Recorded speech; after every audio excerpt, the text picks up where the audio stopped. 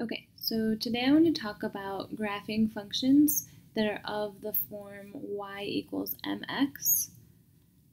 Let's see, y equals mx. So these are linear functions, and a notable thing about them is that they're going to be something like, an example would be like y equals 3x, and there's no plus anything. So we're only, y is only a multiple of x. So to get from x to y, we just need to multiply by something. In this case, we'd be multiplying by 3.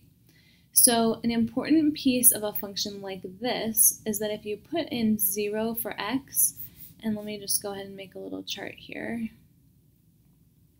If you put in 0 for x, to figure out what y is, we'll just plug in 0 here. So y equals 3 times 0, which is just 0. So if you plug in 0 for x, you get 0 for y. And that means that the function goes through the point 0, 0. So we can put that on our graph. So 0, 0 is a point on the function because when we plug in 0 for x, we get 0 for y. And that's because x is just, we multiply it by 3 and then we get to y. So there's a couple of different ways that we could graph this function. There's the two that are the ones that I'll talk about a little bit here are making a chart like this, or we can just use the slope. So you'll remember that the slope of a function is the m, right? M is equal to the slope of a function. And the slope is equal to the rise over the run. Rise meaning how much we go up, and run being how much we go over. So we can look at this in two different ways. So if we look at the slope, we can say, okay, the slope here is 3. But wait, I just told you that it was rise over run, but this is just 3. So what does that mean? Well, you can always rewrite 3 as 3 over 1. Any whole number can be written as a fraction out of 1.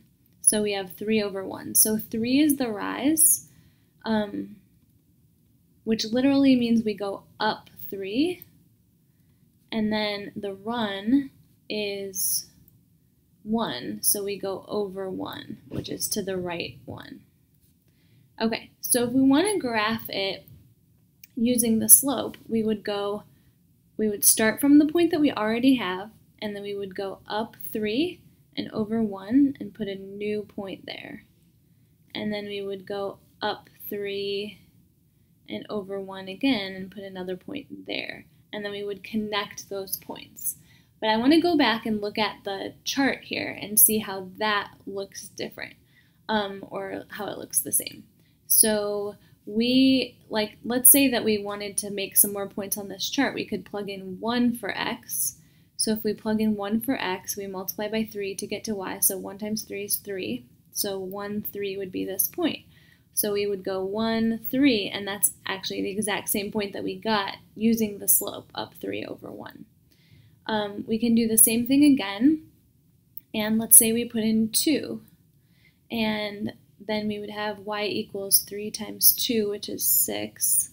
So I would go over 2, 2, 1, 2, 3, 4, 5, 6. Well, that's just the same point that we already have here. So one more question is, what about the points over here? So I know that I can keep going up and over here, but how do I get to the negative points? So one way that we can do that is by putting a -1, for example, on our chart here. So we would do 3 times -1, so that's -3. So that would be -1, -3. You can also get this point by doing the rise and the run backwards. So basically we would make it -3 over -1. So we would go down 3 and over to the left 1, and that gives us our point here. Now it's important to remember that -3 over -1 still equals +3. So we're not changing the slope, we're just kind of making it different so that we can go in a different direction. So the last step that I want to do, and I'm going to do this with a little ruler tool, but you don't have to do that. You can just sketch it if you want to. I just want it to look nice for the video. Is I want to take a straight line and I want to make all of the points of my graph connect. So if I take a straight line right here, and you can use a ruler if you want to or you don't have to, but there are all of the points on my graph.